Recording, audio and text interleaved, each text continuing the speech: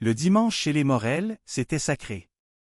Une tradition vieille de plusieurs générations, le déjeuner familial dans la grande maison en pierre de Meudon, juste en périphérie de Paris.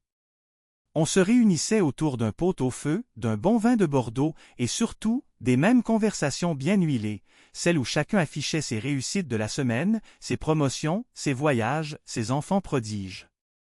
Tous sauf un. Bastien? Quand Bastien poussa la grille du jardin ce jour-là, il ressentit immédiatement cette vieille boule dans le ventre, ce mélange de nostalgie et de rejet silencieux qu'il connaissait par cœur. Vêtu simplement, d'un jean usé et d'un pull col roulé légèrement bouloché, il contrastait avec les tenues impeccables de son frère Hugo et de sa fiancée Élise, fraîchement arrivés d'un cabinet d'affaires du 8e arrondissement. Il n'avait ni voiture allemande, ni costume sur mesure, ni anecdote à raconter sur un séminaire à Dubaï. Il n'avait qu'un sac à dos et un sourire discret. Dans la salle à manger baignée de lumière, sa mère, Marianne, l'accueillit d'un baiser rapide sur la joue, tout en lui lançant un regard inquiet sur sa tenue.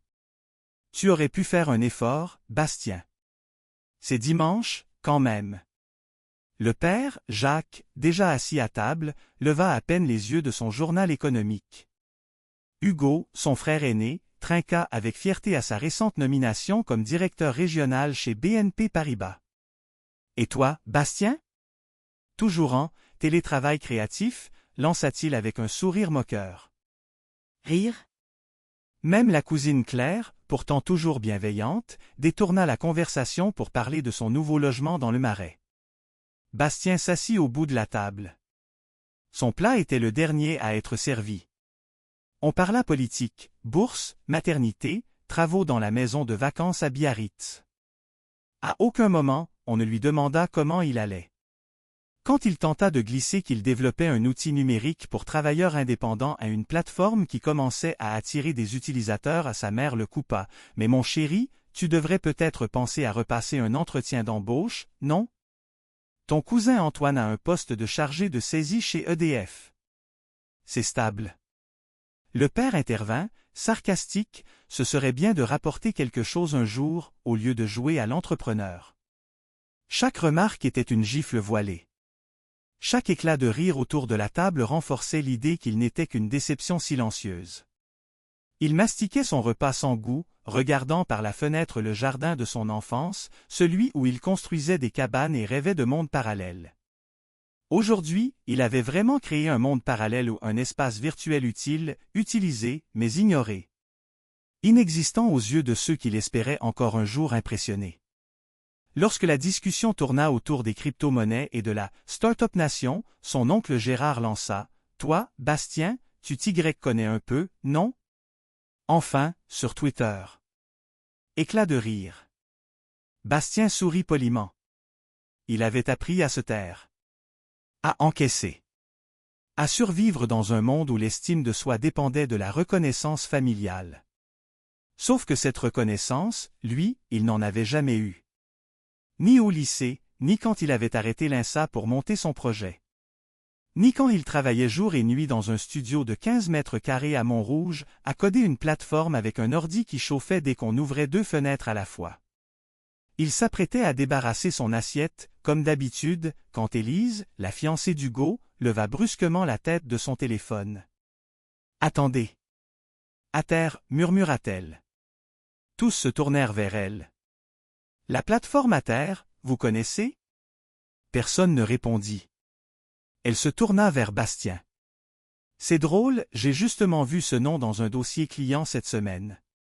On bosse avec une boîte tech qui l'utilise comme référence pour le freelancing sécurisé. » Son regard s'intensifia. « Bastien, dis-moi que c'est pas toi qui as créé ça? » Le silence se fit. Total. Soudain, les murs semblaient s'être refermés, comme si l'univers avait appuyé sur pause. Bastien la fixa, hésita, puis acquiesça. « Si. C'est moi. » Le temps s'arrêta. Marianne posa lentement sa cuillère. Hugo fronça les sourcils. Le père leva enfin les yeux, pour de bon cette fois. « Tu plaisantes, dit-il, plus par réflexe que par réelle question. » Élise, elle, ouvrit la bouche en grand. « Mais, tu réalises que c'est énorme? » Ce projet fait partie d'une étude stratégique dans notre cabinet. On pensait que ça venait d'Amérique ou d'Estonie. Plus personne ne mangeait. Même le chien sous la table s'était couché, comme s'il ressentait la tension. Bastien ne dit rien. Pas besoin. Pour la première fois, toute la pièce le regardait pas comme un fardeau, mais comme une énigme qu'on croyait connaître, mais qui venait de montrer son vrai visage. Et tout ça, grâce à une seule question. Avant cette révélation lors du déjeuner familial, avant que le regard d'Élise mi-incrédule, mi-fasciné, ne déclenche un séisme dans la maisonnée Morel, il y avait eu l'autre face de l'histoire. Celle que personne ne voulait voir. Celle qu'on évitait dans les conversations. Celle que Bastien vivait seul, nuit après nuit, dans un studio de 15 mètres carrés sous les toits de Montrouge, entre les bruits de la chaudière capricieuse et les coups répétés de son voisin du dessus qui semblait marcher en bottes de ski à 3 heures du matin. À 24 ans, Bastien avait pris une décision que personne ne comprenait, quitter l'Insa-Lyon alors qu'il figurait parmi les meilleurs de sa promotion. Il ne le fit pas par caprice, ni par paresse. Il le fit parce qu'il sentait au fond de lui que ce système ne lui parlait pas. L'idée d'être un rouage, de faire carrière dans une grande boîte, avec badge, open space et réunions PowerPoint l'effrayait plus que l'échec. Il voulait créer. Pas pour la gloire. Pour offrir quelque chose d'utile. Quelque chose d'honnête. C'est là que naquit l'idée d'Ater. Tout avait commencé lors d'une conversation tardive avec son ami Malik, graphiste freelance, qui peinait à se faire payer par ses clients. Bastien l'écoutait parler d'escroqueries, de contrats flous, d'outils mal foutus. Et l'idée germa, une plateforme simple, fiable, transparente, où indépendants et clients pourraient se rencontrer, signer, échanger, se payer en sécurité. Il griffonna les premières idées sur un vieux carnet de cours. Puis sur les murs de son studio, couverts de post-it multicolores. Puis sur un éditeur de code qu'il ne quittait plus. Mais entre une idée et sa concrétisation, il y a un gouffre. Et Bastien le traversa seul. Les premiers mois furent un enfer. Il n'avait pas de capital. Aucun contact dans le monde des affaires. Juste un vieux MacBook de seconde main, un abonnement Internet instable et beaucoup de café bon marché. Il bossait 14 heures par jour, vivait de pâtes et de pain de mie. Il s'autorisait une pizza surgelée comme luxe une fois par semaine. Parfois, il passait des nuits entières à déboguer un bug incompréhensible, pour finalement découvrir qu'il manquait une simple virgule. Ce genre de détail qui peut briser un moral. Et le sien, il le reconstruisait chaque matin. L'hiver était particulièrement rude. Le chauffage de l'immeuble tombait souvent en panne. Il dormait parfois avec son manteau, 2 paires de chaussettes et une bouillotte qu'il faisait chauffer sur une plaque électrique. Il n'avait pas de vie sociale. Ses amis de promo avaient trouvé des stages bien payés ou étaient partis à l'étranger.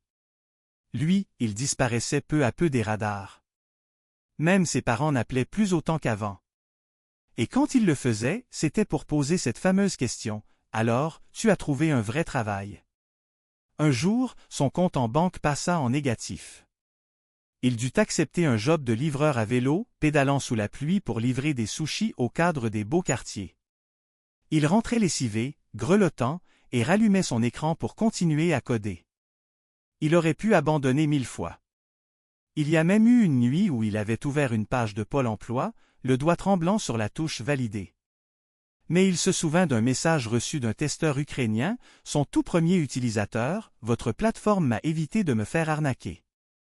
Merci. » Et ça valait plus que n'importe quel chèque. Petit à petit, Ater commença à prendre forme. Bastien posta sur Reddit, dans des forums obscurs, puis sur Plodactront. Il envoya des centaines de mails. Il récolta 3 réponses.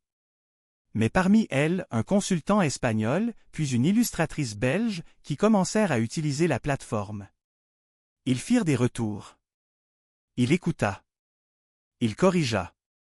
Il ajusta. Chaque utilisateur comptait. Il les connaissait tous par prénom. Il envoyait des mails personnalisés à chaque bug corrigé. C'était artisanal. Humain? Fragile. Mais réel. Un jour, après presque un an de travail, le compteur passa la barre des 1000 utilisateurs. C'était une victoire silencieuse, sans champagne, sans félicitations.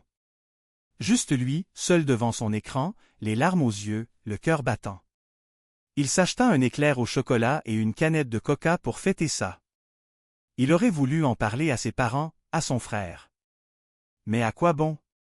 Ils n'auraient pas compris. Ils auraient demandé combien ça rapportait. Et il aurait dû mentir. Alors il garda le silence. Il déposa les statuts de son entreprise. Ater devenait officiellement une SASU. Il apprit à faire une compta basique, à rédiger des CGU, à répondre à des mails d'avocats. Chaque jour était une montagne à gravir. Mais il n'avait plus peur. Il savait qu'il avançait. Il refusa une offre d'un incubateur qui voulait racheter 40% de son projet pour 20 000 €. Il préféra rester libre. Et cela paya. Car quelques mois plus tard, il fut contacté par un fonds régional qui lui proposa une subvention d'innovation. Grâce à cela, il put engager un développeur freelance pour l'aider et un UX designer à temps partiel. Pour la première fois, il n'était plus seul. Mais malgré les progrès, malgré les petites victoires, il n'en parla jamais à sa famille. Pas par rancune. Par protection. Il ne voulait plus être ridiculisé. Il ne voulait plus justifier ses choix à ceux qui ne les avaient jamais écoutés. Jusqu'à ce fameux déjeuner. Jusqu'à ce que quelqu'un d'extérieur, Élise, reconnaisse son travail. Jusqu'à ce qu'un simple regard transforme des années de silence en une révélation. Et ce regard valait plus que 1000 applaudissements. Le silence qui suivit la question d'Élise semblait irréel, presque suspendu dans le temps. On aurait pu entendre une mouche voler dans la salle à manger des morels, habituellement si bruyantes, remplies de remarques cinglantes et d'interruptions constantes. Mais là, non. Tous les regards étaient braqués sur Bastien. Même le père, d'ordinaire peu expressif, s'était immobilisé, la fourchette figée en l'air. Hugo, son frère, fronça les sourcils comme s'il venait de mal entendre. Claire, la cousine Pipelette, s'était tue. Élise, elle, avait le regard rivé sur Bastien, attendant une réponse. « Oui, c'est moi. » Sa voix était posée, calme. Mais intérieurement, son cœur battait comme un tambour. Il n'avait jamais imaginé que le nom d'Ater surgirait ici, dans ce contexte, au beau milieu d'un repas dominical, entre la blanquette et la tarte tatin. Il n'avait jamais espéré, même secrètement, qu'un membre de sa famille entende parler de son projet, encore moins que l'une d'elles y réagisse avec admiration. Élise s'écarta légèrement de la table, comme pour prendre du recul face à l'information. « C'est incroyable. Tu veux dire que tu es le fondateur d'Ater? On l'a étudié cette semaine au cabinet comme une des solutions les plus prometteuses dans le secteur du freelance. Vous êtes cité dans notre benchmark européen. » Elle sortit son téléphone, ouvrit un PDF et montra un extrait du rapport. Le logo d'Ater y trônait fièrement, accompagné d'un court paragraphe sur son modèle innovant et sa croissance organique impressionnante. Bastien se contenta de hocher la tête. Il n'avait pas besoin d'en dire plus. Et soudain, la dynamique à table changea. Radicale. Immédiate. Hugo, qui jusque-là se moquait à demi-mot, se pencha vers lui. Attends? Tu bosses vraiment là-dessus depuis tout ce temps? Et tu ne nous as rien dit? Bastien le fixa, impassible. Tu m'as déjà laissé finir une phrase, répliqua-t-il sans méchanceté, mais avec une sincérité désarmante. Le père, Jacques, remua maladroitement sa serviette. Ether? Et ça te rapporte? Je veux dire, c'est un vrai projet? Claire, qui jusqu'alors n'avait jamais montré d'intérêt pour autre chose que les sacs à main ou les concours de la fonction publique, lança un regard curieux. J'ai une amie qui fait du graphisme en freelance. Elle a mentionné cette appli l'autre jour. Je ne savais pas que c'était français. Bastien reprit une gorgée d'eau, puis croisa les bras. Je n'ai jamais caché que je travaillais dessus. C'est juste que personne ne posait de questions. Un flottement parcourut la pièce. Un mélange de gêne et d'admiration naissante. Ce n'était pas une scène de film où tout le monde se lève pour l'applaudir. C'était mieux que ça. C'était réel. Humain? Subtil. Les regards qui changeaient. Les voix qui se faisaient plus douces. Les jugements qui se transformaient en interrogations sincères. Élise, quant à elle, était passée de l'étonnement à l'enthousiasme. « Tu sais que notre cabinet pourrait être intéressé par un partenariat? On a justement un client qui cherche une solution de gestion de talent freelance.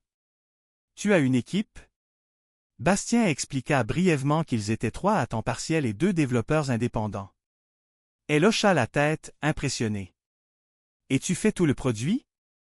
La vision, la tech, le business? » Il acquiesça. Pas par choix. Par nécessité. Les questions affluaient. Même Hugo, qui peinait à cacher sa jalousie, demandait des détails techniques. Jacques évoquait maintenant les aides à l'innovation.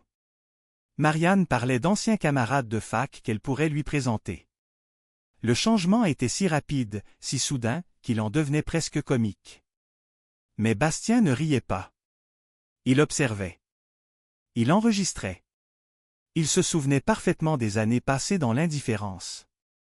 Des repas de famille où ses idées étaient tournées en dérision. Des conversations détournées dès qu'il abordait son projet. Des silences pesants.